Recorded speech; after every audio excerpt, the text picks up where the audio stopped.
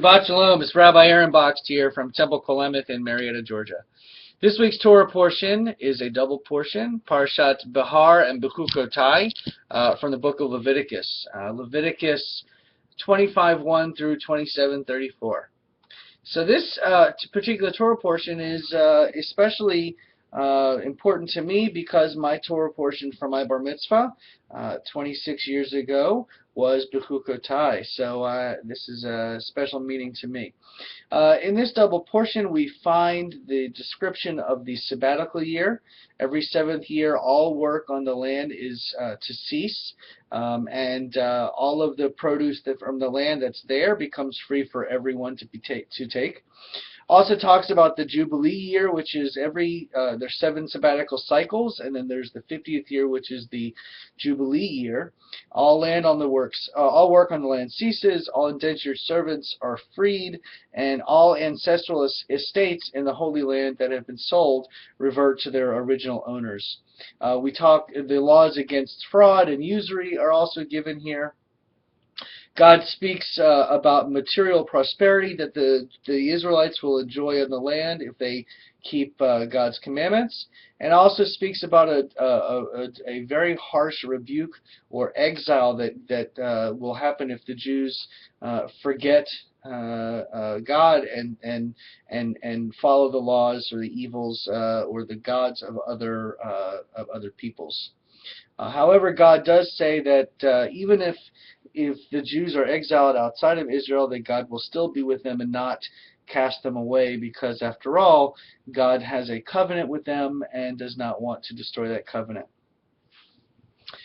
I think the main message of this particular parsha is that even though we work the land, and even though we have ancestral lands that sometimes get sold, and although there are servants that are in this particular Torah portion, the idea that every 7 years the land is to be laid fallow, all work on the land is required to cease, so that the land even the land, the ground that people work, that walk on,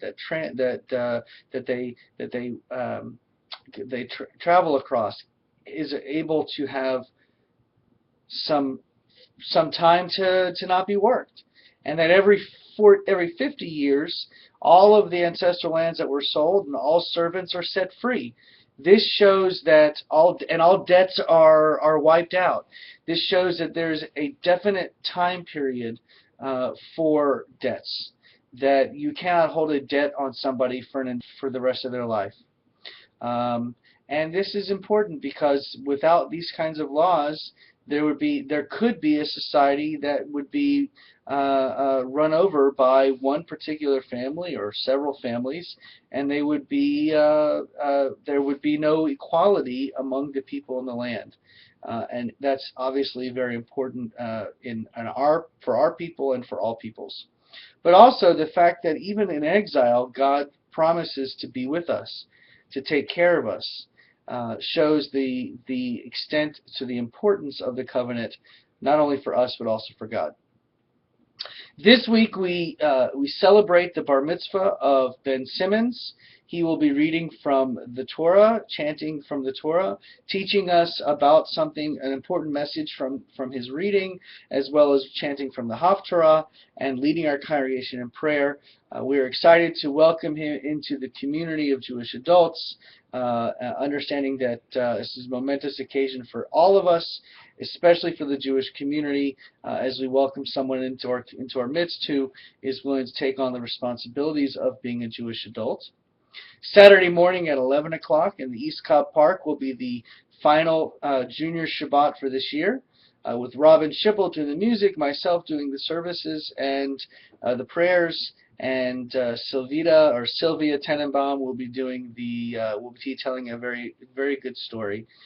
There will be food, pizza. Please bring your own drinks, soft drinks or juice or water, and some time to hang out with each other and our kids afterwards until about 1 o'clock.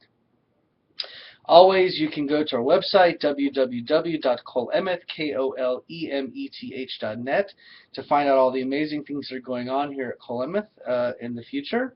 You can also find our live stream, so that if you're not able to be with us physically at services at 8 p.m. on Friday nights, you can certainly join us online.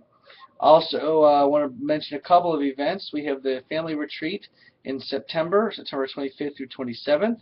You can log on to our website and sign up for the retreat. Early bird discount is still applied. You can still apply for. Also, we have a wonderful, wonderful, wonderful, wonderful, or had a wonderful event this past weekend, our Avodah, celebration of the Women for Reform Judaism. Thank you so much to Denise Jacobs and Bob Jarek for all of the work they did to put together, and all the volunteers that helped them. We had a great event. And oh, one last thing.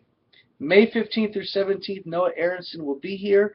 He's our artist and guest and scholar in residence. He'll be doing services, Torah study, a couple of concerts. It's going to be great fun. As usual, I wish you a Shabbat Shalom, and I hope that you will stop into my office and say hello, and let's have a conversation. Shabbat Shalom.